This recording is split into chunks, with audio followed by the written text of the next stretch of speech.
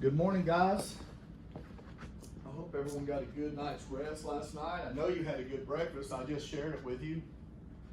And we're all settled in. Everybody's got everything. You got your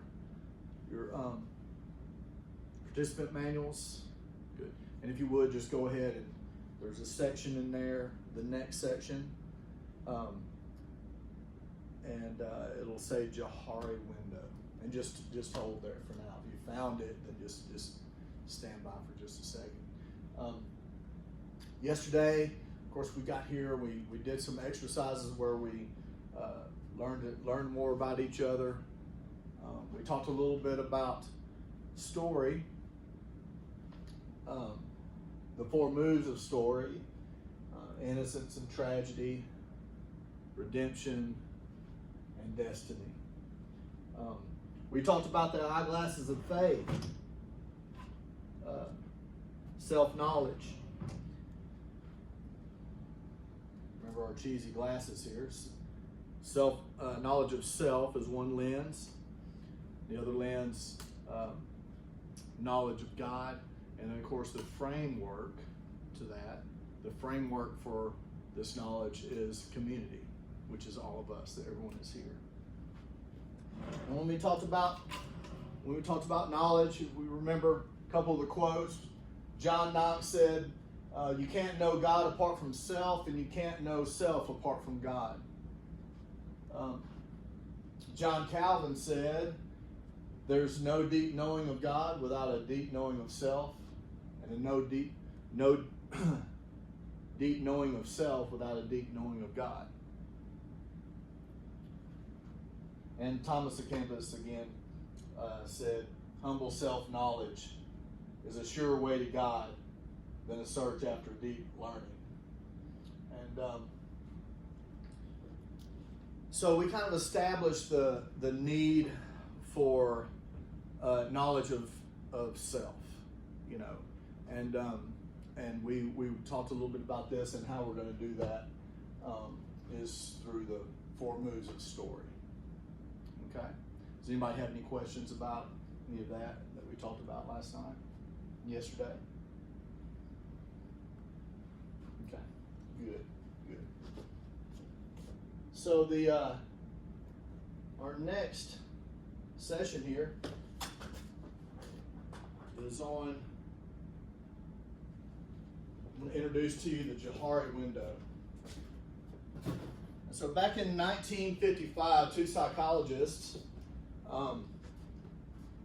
Joseph Luff and Harrington Ingham, not Ingram,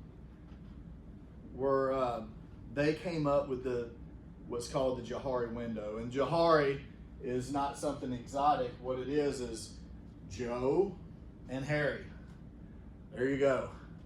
They kept it simple. And so with that idea of keeping things simple, they came up with the Johari window. And when we look at the Johari window, it's kind of set up in quadrants. And as we label across, I'm going to use this training aid here right now just for instructional purposes. And so then the top left corner along the top here, what we've got is known to self, and right here is this row is known to others. So known to self, known to others. And then the top right is unknown to self, and known to others. Then on this row is known to others, not unknown to others, and known to self. But so and then of course this area right here is unknown to self and unknown to others. But for now, let's start off at the top left and talk about this area. So if this area is talking about, these are the things that I know about myself. I know about me. This is also the things that you guys know about me, or our brothers that are in here. What would you guys call this area, or the things that would fall into this area? Let's just say, for instance, like for me, known to self is that I'm 55. I am retired from the military. I'm married. I've got a blended family,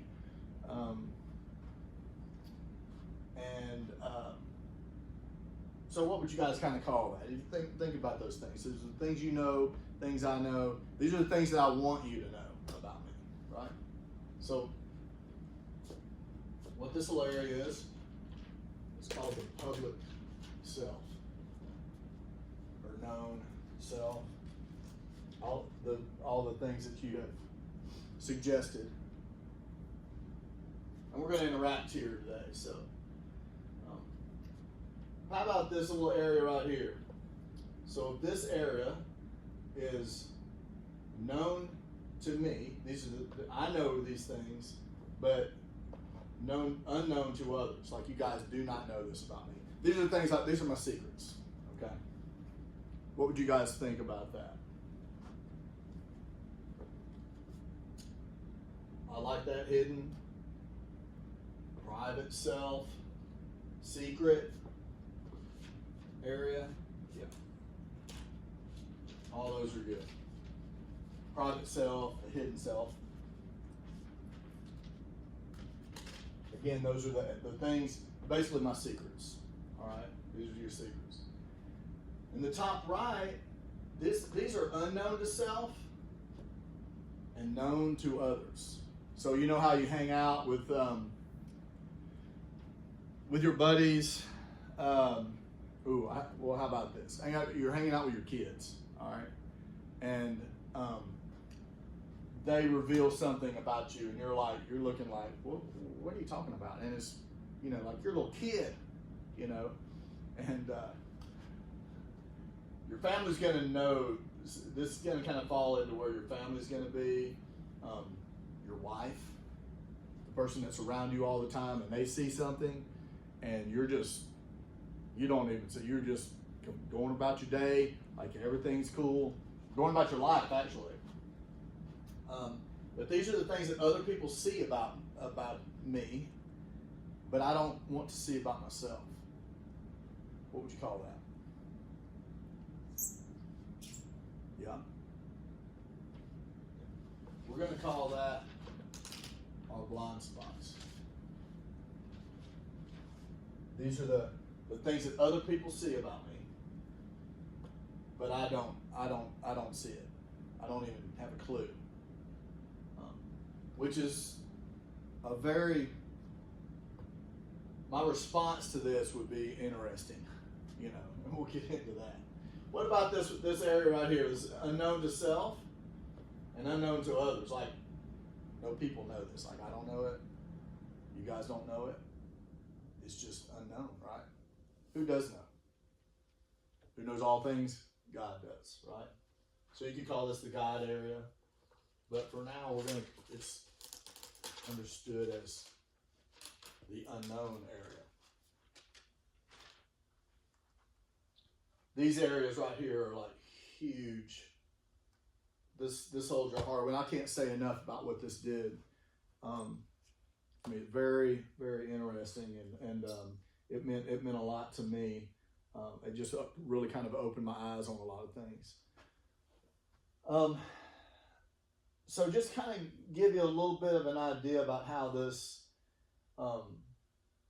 these things play out.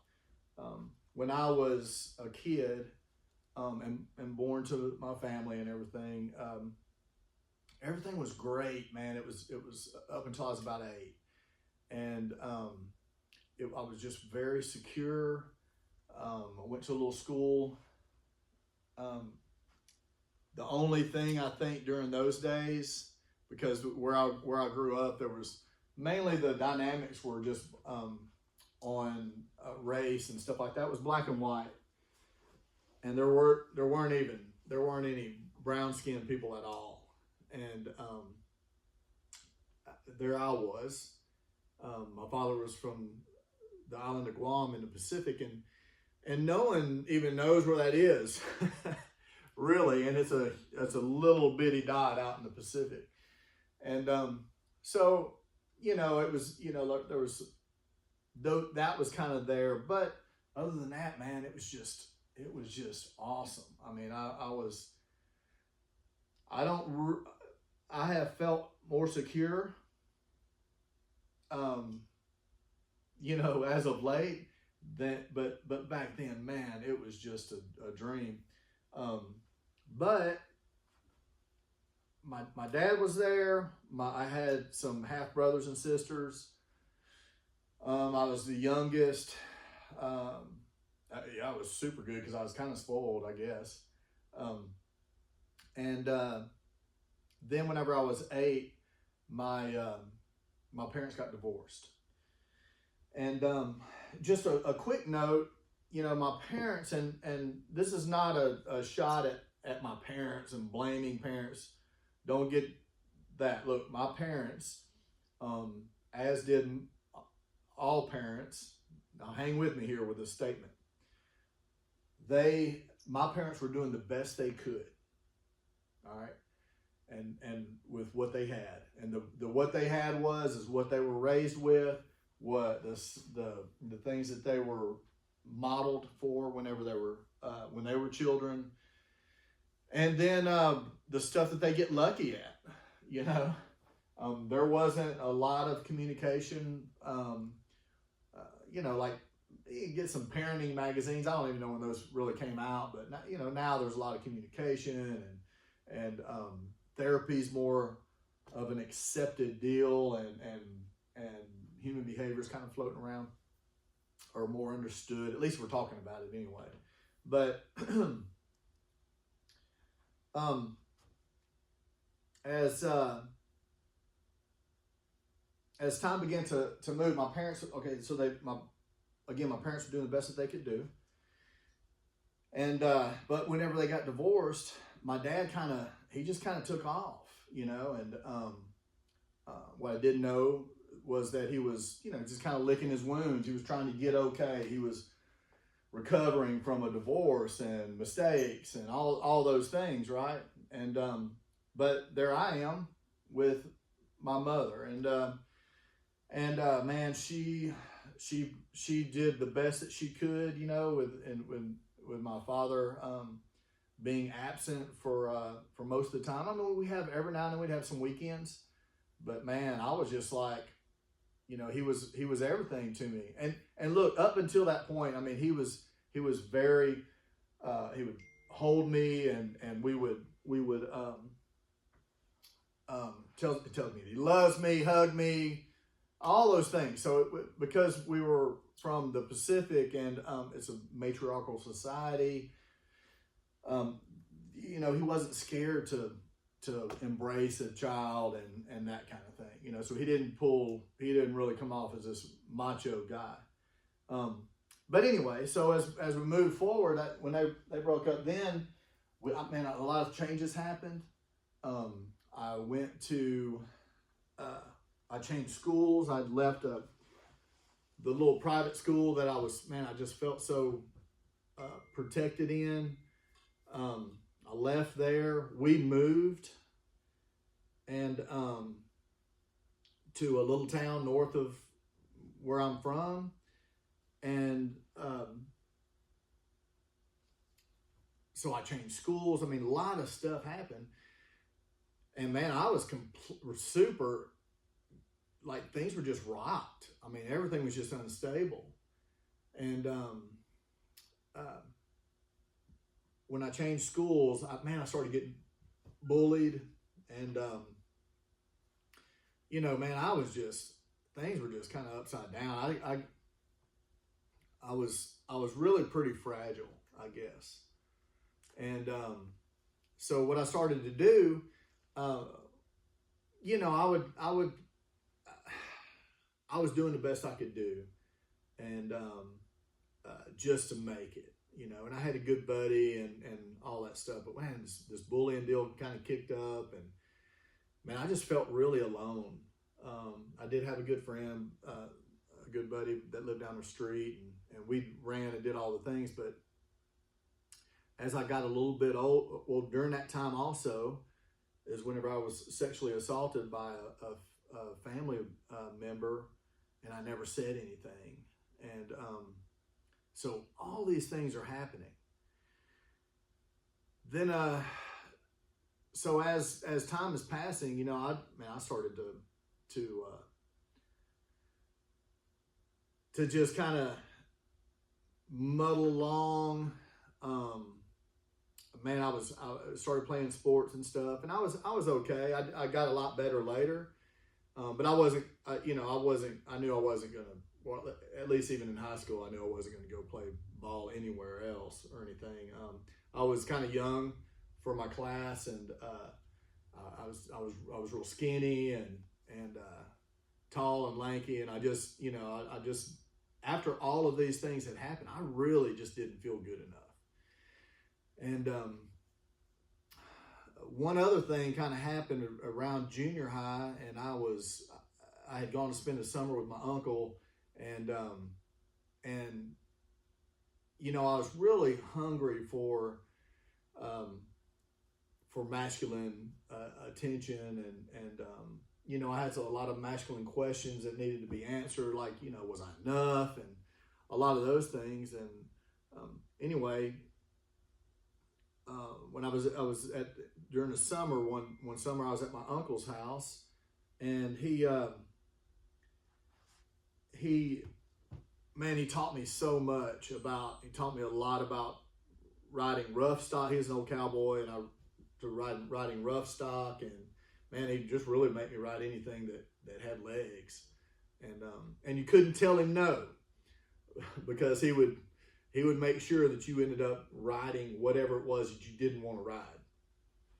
And so he had a girlfriend, and she had some daughters, and they would come over on the weekend from time to time. And one time, one of the daughters came over. She's a little older than me, and she wanted to have sex with me. But man, I was super scared. You know, I didn't know what to do, and I was just kind of scared of her, and I didn't know what to do, and just said no. Well, somehow my uncle found out, and he threatened to whip me if I didn't have sex with her next time that they came over.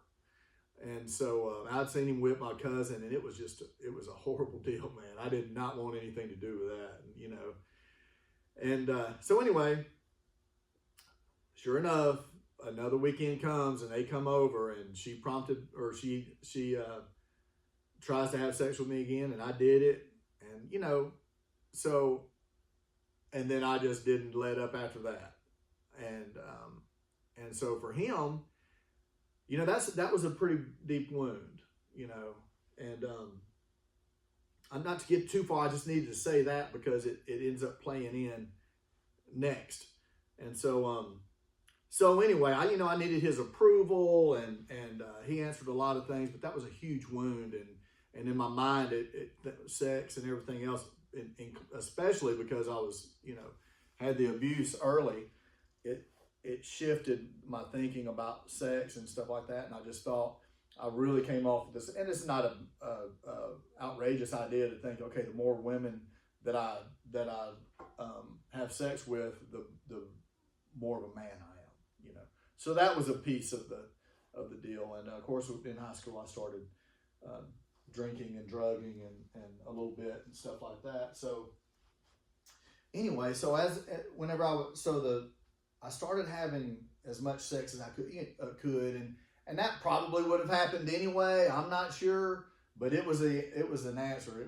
It would change the way I feel, and inside my mind, I was proving that I was, you know, a man, you know, and because at the same time I was kind of struggling because I was thin and wasn't as big as everybody, and I was super young for my class. I was the youngest one in my class, and I graduated when I was 17, so that just kind of gives you, and I had just turned 17. So that kind of brings us to the things that I was doing to sell myself to everyone. So I needed to work on my public self, the self that I wanted to introduce to everybody. And yesterday when David shared a story, he talked about self-protective strategies, and so we're going to kind of go over that. So self-protective strategies are also known as strategies of relating, strategies of control. They were style. So the definition is that they're styles or patterns of relating that provide a sense of control and safety when interacting with others and the world. So the definition of self-protective strategies is styles or patterns of relating that provide a sense of control and safety when interacting with others and the world. So some of my self-protective strategy, was sex and trying to kind of be macho, and I played football and basketball, and because I was kind of trying to people please and be everything. I played baseball for a little bit, and then I was like, I really ain't any good here. So I did have the balls to say no to baseball. Just say no to baseball, by the way. And so the functions of these self-protective strategies and what they do, these strategies, that they limit our exposure and to control others' perception of who we are, as well as our own perception of who I am, as a strategy to find happiness. And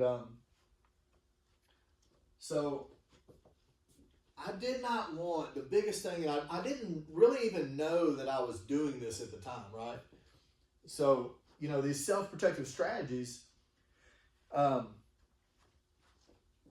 I knew was, that I needed to keep some things quiet. I needed to keep some things private. I needed to keep the fact that I was sexually abused. I needed that to be quiet.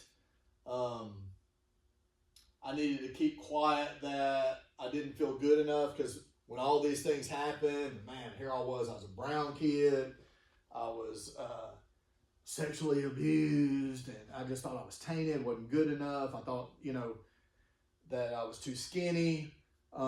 Girls really weren't going to like me. I was terrified of girls, And I didn't want anyone to know that, but I wasn't going to go and talk to some girl that I didn't really know. I mean, a girl really had to show, I carried this in adulthood. A girl really had to show that she was interested, and the risk was very low, because, man, I just didn't trust that I just didn't have that confidence, And so what I wanted everyone to think that I was confident. I wanted everyone to think that I was a stud, but I wasn't. I was just, backed into a corner, and scared, and so it's kind of weird, because later, it's like later, man, I'm like, man, I can do certain things. I can strike you, and I can bite you like I'm a little puppy in the corner, like a little puppy wolf, right? If I'm scared, I'm so scared that I'll strike, I'll bite you, so, but I wanted to keep everything, all this private stuff down. I wanted to keep my secrets safe with me, right? So I did not want anyone to know about that. Now look, these self-protective strategies are born and developed generally when we're young, so when we're talking about story, right? So I was telling you about, everything was great, and I was just loved and secure and safe. Well, that was the innocence phase. And then when my parents got divorced, there was tragedy, right? Now that's a big deal, and the sexual abuse was a big deal, right? It's a big trauma, all right? And a couple different studies out there, we can use the word, it was a big tragedy, right? But if you would back up just a little bit, remember I was telling you about being the only brown kid and everybody's either black or white. Most of the people were white where I was operating, you know, where I was at my school, there was no black kids. And if I'm the only brown kid and people are like, oh, where are you from? You know, where's your dad from? And all that, you know, and I would have to kind of explain, Guam, where's that? You know, and what's that? You know, what are they, Guamese? Oh my gosh. And I was kind of embarrassed by that, you know. Well, that's what we call kind of a little tragedy, you know, kind of a pinprick, if you will. You know, when we think about our hearts and what our depths, our self, our inner self. When I talk about that, I realize my psyche, really. It makes me think about Luke 9:24, when Jesus said, whoever will save his life will lose it, but whoever loses his life for my sake, will save it.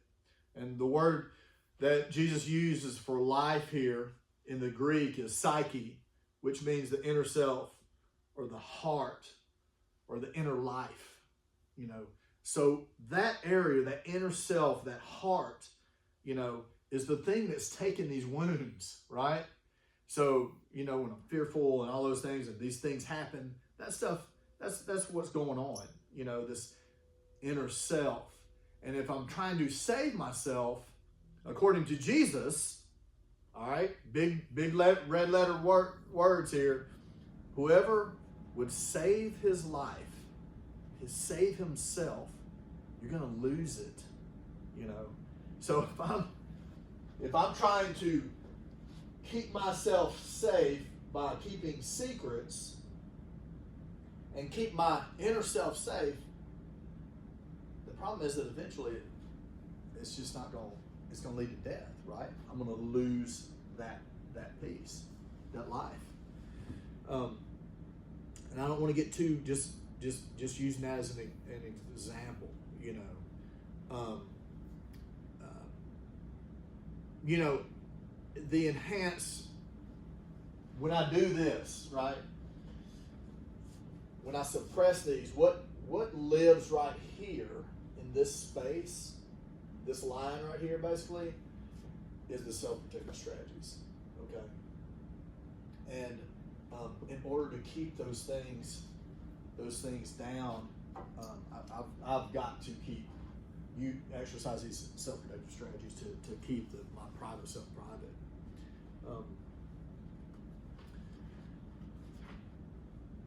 So real quick on the we used to call them like pinpricks on like the little tragedies. So something like that, like the idea that I'm different from everyone and I'm not going to be the same, and I really want to be the same as everyone else, and I just want to be part of the crowd and accepted.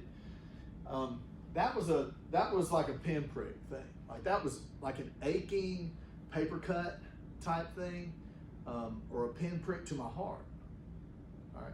When the divorce came and all that, well, that's more like this arrow. This arrow had a broadhead on it, and for those of you who don't know what that is, it's just the blades will come out, and this thing comes ripping you a hole in your heart. If you've ever seen an animal shot with an arrow, you know that it makes a bigger wound. That the broadhead will make a bigger wound than even the bullet from a rifle.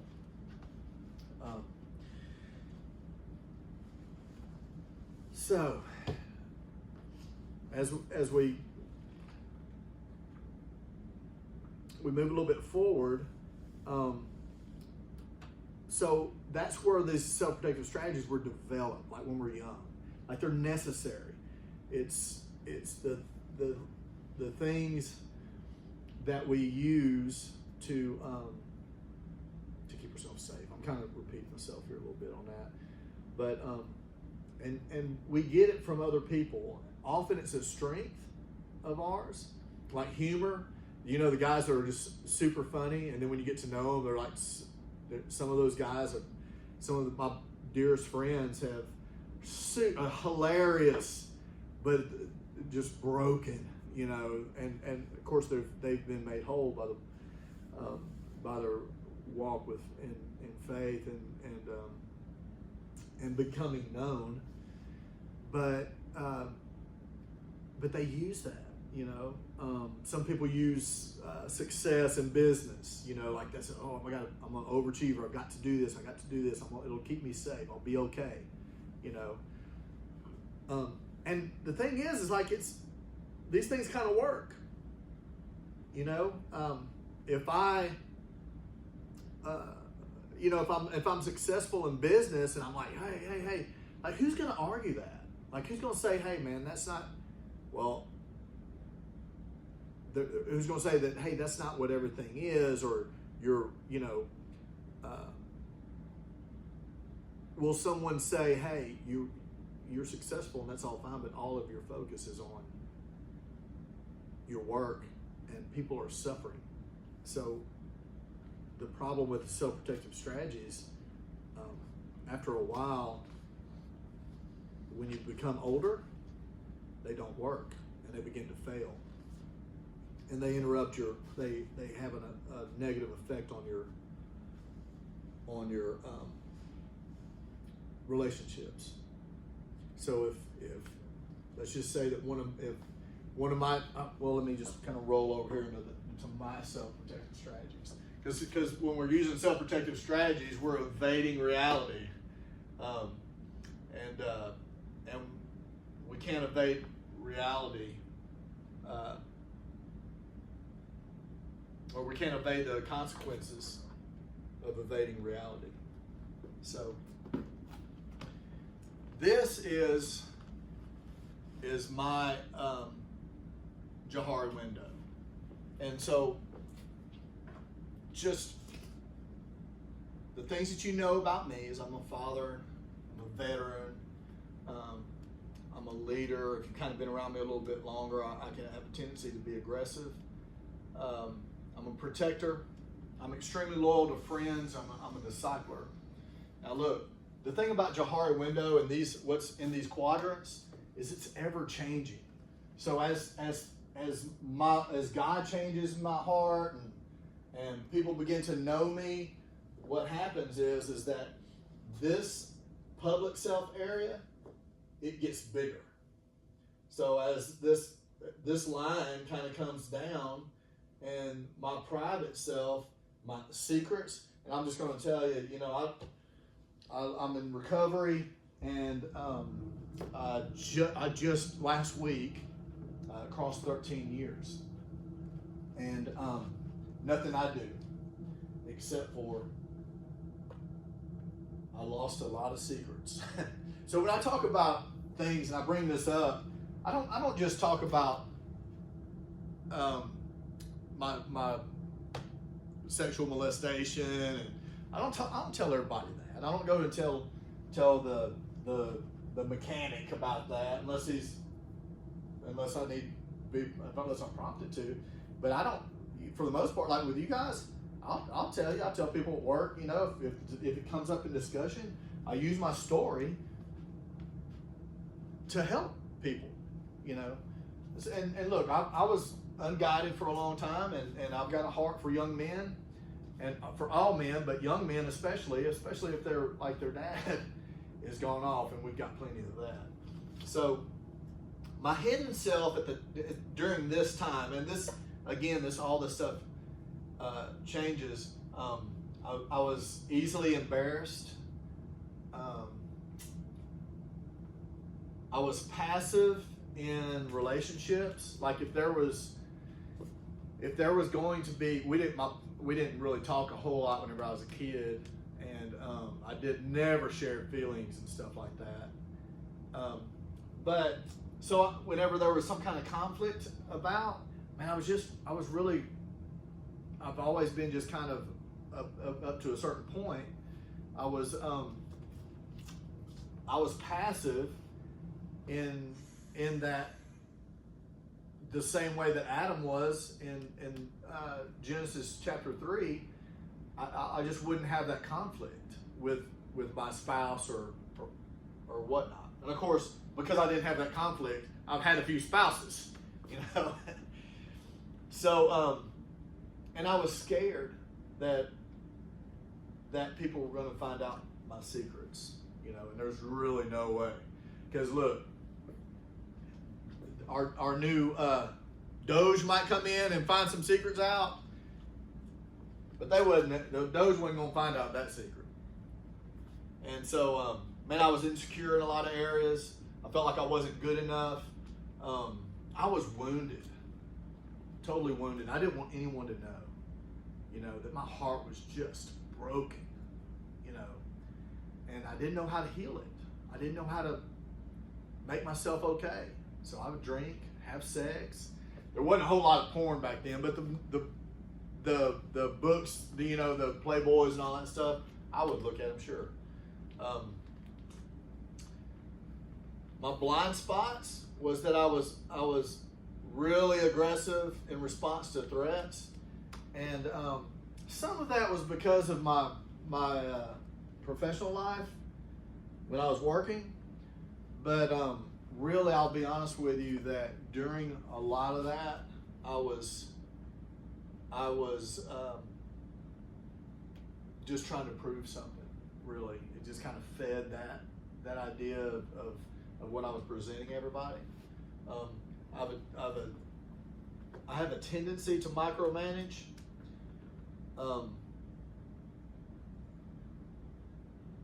I don't like for my wife to tell me something. Make it a whole lot better now. But man, used to, like, if she would say something, boy, and if it would just send my, I just get hot. And it just, like, you know, it could be as easy as hey, you know, go that way or turn here or something along those lines. Some kind of giving me directions or something. You know, I don't need directions. I know. You know, I'm a land nav genius here, or got all these years of experience in land navigation. You can't tell me anything about getting somewhere. And don't you know what well, I'll tell you all about my name later, but anyway, that's my blind spots. And then this area that's God's area, when this comes about, it's just beautiful. Whenever He begins to reveal these things to me, when you guys begin to reveal things to me, this is where we can really work. Like in these blind spots, man, if I'm willing to work through some things, then these blind spots can come over here, and I can know what those things are. We can work on those and become whole. These blind spots and self-protective strategies, like those things, they've got to be redeemed. They've got to be redeemed. And they should be turned over to Jesus, you know, and to God for that. So some of the problems and consequences with self-protective strategies are that they kind of work. You know, when we're young, we need them to survive.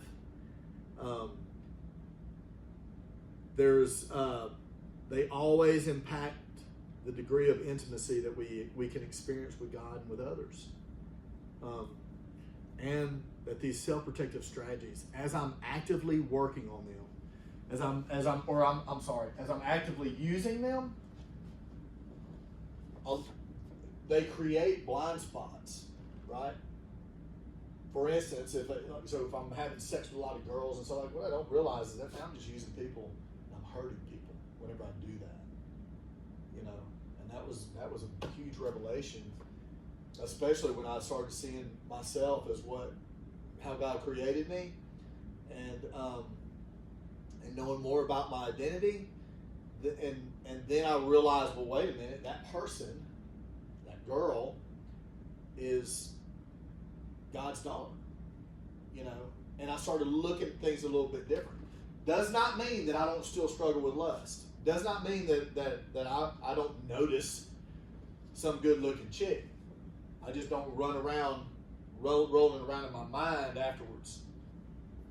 But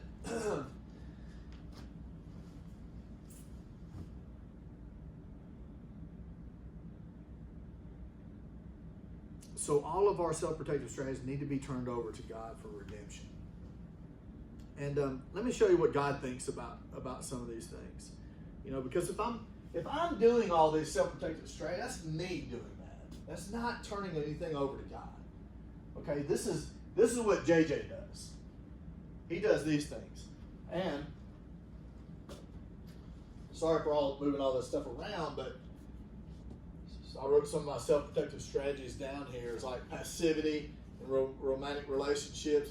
It's like Adam's curse. Sex, womanizing. I needed female affirmation because I thought it was supporting my masculinity, which I was completely wrong. The other thing, I would run away. If there was some kind of conflict or something like that, I was like, all right, can I get some training? Send me to training for a few weeks, months, send me on a deployment. I would volunteer for deployment. Remove myself geographically. Alcohol and drugs. I need to change the way I feel. Deflection and control. So here's what God says about his take on self-protective strategies. In Jeremiah 2:12, God's word says, my people have committed two sins. They have forsaken me, the spring of living water, and have dug their own cisterns, broken cisterns that cannot hold water. That's like we've got this lake right over here, and it's just awesome. And then, you know, when you guys drove in, you drove through some of down the muddy road and all that. Well, I mean, the lake's pretty clean. You know, it's clean for our standards, right? And it's just say if I wanted to go swim, and the lake's right there, but I go jump into the mud hole and just get covered in mud instead of just like swimming in some nice cool water. Blaine Tucker uses, a friend of mine from Louisiana. He uses a story. He talks about so he's got this wife that he loves, and this is not really, but a girlfriend, right? He's just a story. Let's just say you have a girlfriend and you love her and she's beautiful and all those things, and she just leaves you, and then you say, hey, why did you leave me? I treat you good, like I cook for you and I do all these things, and you know, I tend to you, I take care of you. And she's like, well, he takes me to Taco Bell. And it's like, what? And that's what God's saying, you know. Also over here in John chapter 4, here's an interesting account where the woman at the well, and it's Jesus. Just listen for just a moment. And when I read through this, if you guys just listen for the self-protective strategies, okay? And look, when I read this, remember, this is a Samaritan woman. She is going to the well during the time women went to the well in the morning when it was cool. And it was kind of a social thing, from what I understand. And but no one was going at noon. Middle of the day, already hot. I've been in that area of the world a lot. And when it's hot, it's hot. And so here she is. She's kind of slipping in when no one's around. And she encounters Jesus sitting at the well. So I'm going to start here in chapter 4. John chapter 4, verse 7. When a Samaritan woman came to draw water, Jesus said to her, will you come and give me a drink? His disciples had gone to town to buy food. And the Samaritan woman said to him, "You are a Jew, and I am a Samaritan woman. How can you ask me for a drink?" For Jews don't associate with Samaritans. And Jesus answered her, If you knew the gift of God and who it is that asks you for a drink, you would ask him, and he would have given you living water." "Sir," the woman said, "you have nothing to draw with, and the well is deep. Where can you get some living water?" Kind of using a little sarcasm there. "Are you greater than our father Jacob, who gave us the well and drank from it himself, as did his sons and his livestock?" And Jesus answered, "Everyone who drinks this water will be thirsty again. But whoever drinks the water that I give them will never thirst. Indeed, the water I give them will become in them a spring of water, welling up to eternal life." And the woman said to him, "Sir, give me this water so that I won't get thirsty and have to come to this well and draw water." He told her, "Go, call your husband and come back." So she's just going to pause there for just a second. She uses some selfishness. Where can I get some of that water? I ain't got to come in here at noon and slip around and hide from everybody and show up over here in this hot heat. So she's kind of using some selfishness there. But the truth is being drawn out by Jesus. And he tells her to go get your husband. And she says, "I have no husband." Jesus said to her, so she's lying, first of all. And Jesus said to her, "You're right when you say that you have no husband. The fact is, you have had 5 husbands, and the man that you are with right now is not your husband. What you have said is quite true." "Uh-oh. Sir," the woman said, I see that you are a prophet." Complimenting Jesus, people-pleasing kind of. "Our ancestors worshipped on this mountain, but you Jews claim that the place where we must worship is in Jerusalem." She's redirecting, just changing the subject. "Tell me about Jerusalem." "Woman," Jesus replied, "believe me, a time is coming when you will worship the Father neither in this mountain or in Jerusalem. You Samaritans worship what you do not know. We worship what we do know. For salvation is from the Jews. Yet a time is coming and has now come when the true worshipers will worship the Father in spirit and in truth. For they are the kind of worshipers the Father seeks. God is spirit, and his worshipers must worship in the spirit and in truth." The woman said, "I know that Messiah, called Christ, is coming. When he comes, he will explain everything to us." She's trying to change the subject again. Then Jesus declared, "I, the one speaking to you, am he."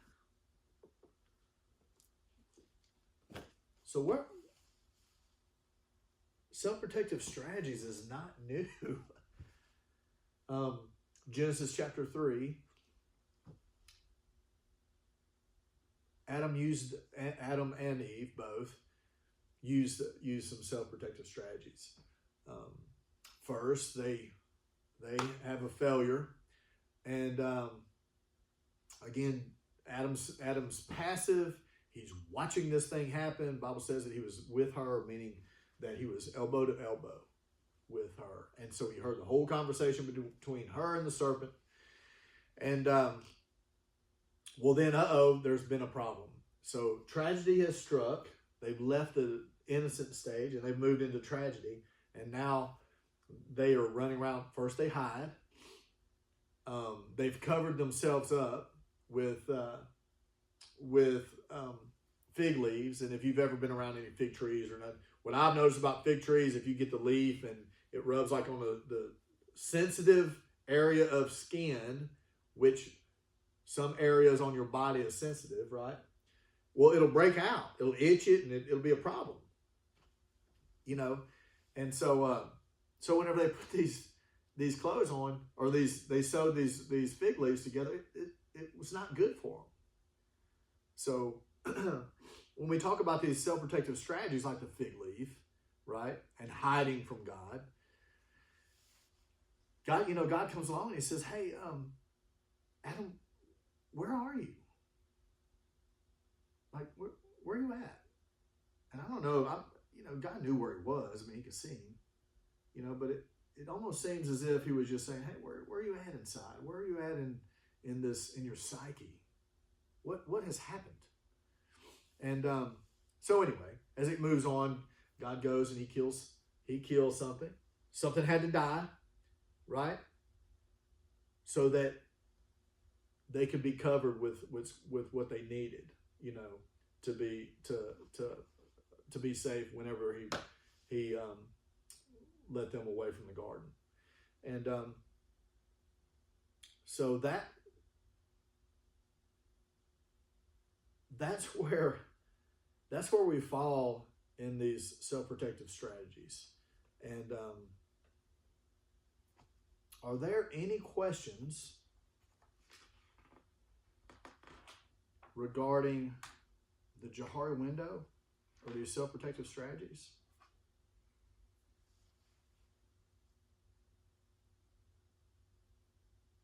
Yeah.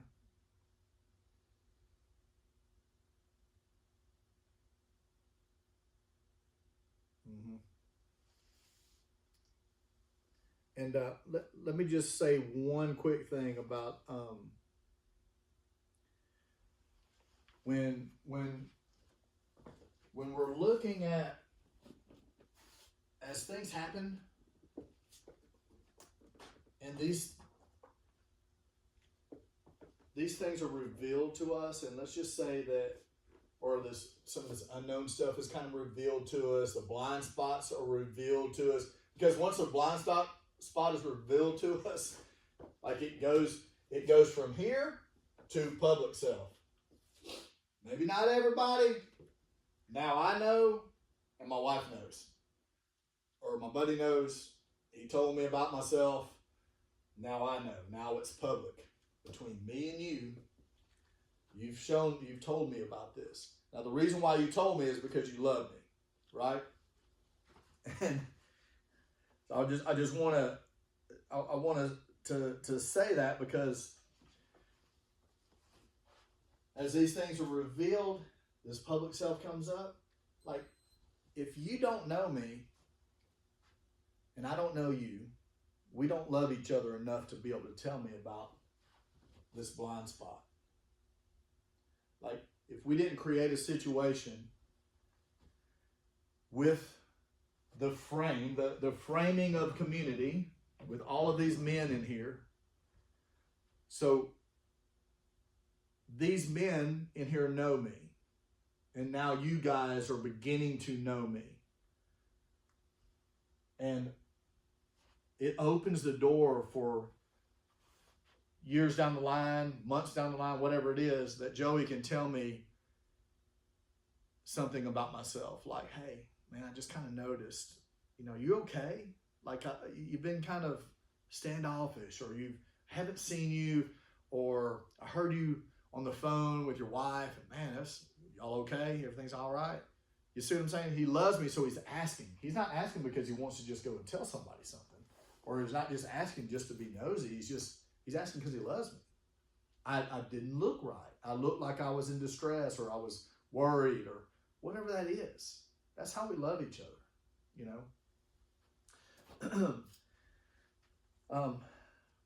So any questions about any of that? And so we go with the consequences of these self-protective strategies.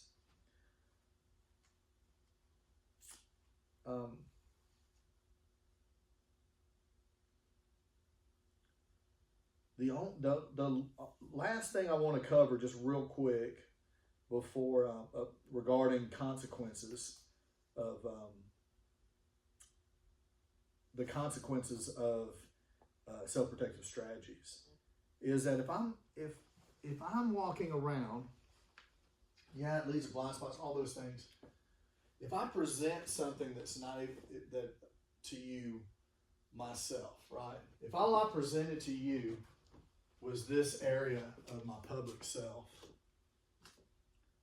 and I never opened up, and you never got to know any of these other things. And maybe I was where I couldn't see I couldn't hear you when you talked to me about blind spots or any of that. If I just stayed in this area and sold you guys this, and never shared anything about me, any of these things that would in these days would have been hidden, who would you love? The risk I take if I stay in a world where I'm presenting and trying to keep myself safe is that no one will ever really love me, and I'll know it. Like, I'll never feel loved. Why? Because I'm not known. Like, I know I'm keeping myself from everyone. And to me, that's just one of the biggest consequences of self-protective strategies is that you can't love me. And I need to be loved. I need community. So with that, that's the Johari window, and then we're going to take a break, and then come back here in just a few minutes. We're good? All right. Thank you, guys.